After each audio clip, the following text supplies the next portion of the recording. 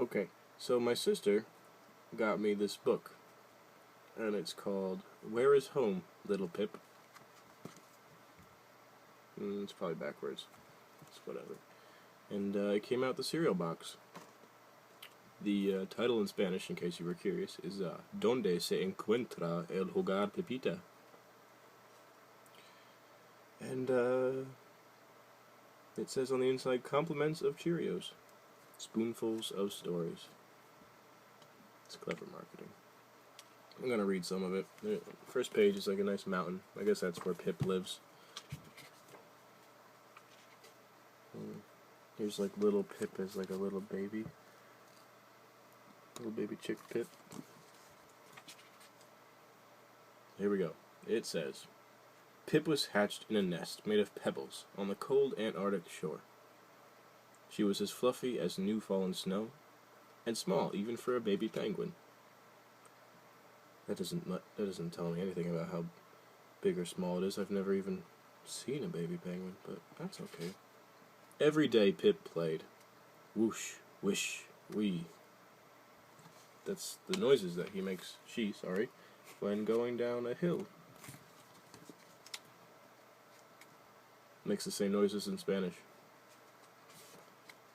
Mama and Papa always said, "Don't wander far, little Pip." And she didn't. Every night Pip's parents sang, "Our home is where the land is free from hill or mountain, twig or tree. In our pebbly nest by the stormy sea, where Mama and Papa and Pip make three." Get some numbers in there. Pip grew, and she needed more and more food. Mama and Papa constantly fished to keep up with Pip's belly. They never left her for long and always warned, "Don't wander far, little Pip," and she didn't. I have a feeling Pip is going to wander far. Until one day Pip saw a feather. It glittered black against the white ice. Pip chased after it, which is sort of weird because penguins have feathers. It's like a piece of my skin falling off and me getting all excited and wondering where it's going. Flap, flap, slap. That's Pip walking after it, I guess. But when she got close, poof! A gust of freezing wind fluttered the feather away. Flap, flap, slap. Pip chased. And chased. And chased. "Got you," she cried. But when she turned for home, home wasn't there. As far as Pip could see, there was no pebbly nest, no penguins, and worst of all, no Mama and Papa. "Where is home?" Pip cried, and nobody answered. So Pip set off to look. Soon she heard, swish, swish. Now I know what you're thinking, it's some kind of, something that would make that noise, but no, it's a whale. See, a whale is going swish, swish. Not splash, not anything whaley, just sort of swish. Maybe it's gargling. There was a huge plume in the sea. A mighty blue whale poked her gigantic head from the water. Pip waddled close and said, "Hello, can you tell me where is home?" The whale smiled. "Yes, little one, I can." This is where the whole theme of the book starts, and I'm probably not going to read the whole thing, I'll just explain it. Splash.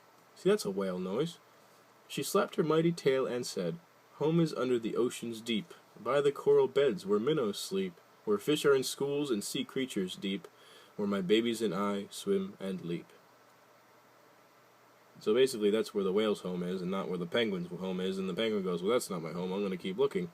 And so the penguin keeps looking, and she goes to this bird, and it's like a squawking bird, and then she goes, and then it tells it that its home is on the cliffs, and the bird goes, "Well, that's not my home." And then it goes to some dogs, and the dogs are like, "Well, we like to be all curled up in front of the fire, like so."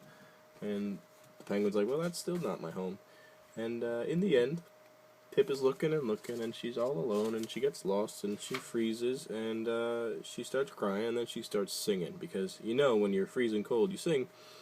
And then after she sings, Mama and Papa find her, and they tell her home is where we're all together, and they're all together like that. And Pip's like, "Oh wow, I learned a really valuable lesson." And then Pip slept, because you're sleepy after getting lost and almost freezing to death. I'm going to read a little bit about the author. Karma Wilson is the author of Bear Snores On. She lives with her family in Bonners Ferry, Idaho. Jane Chapman, the illustrator, lives with her family in Dorset, England.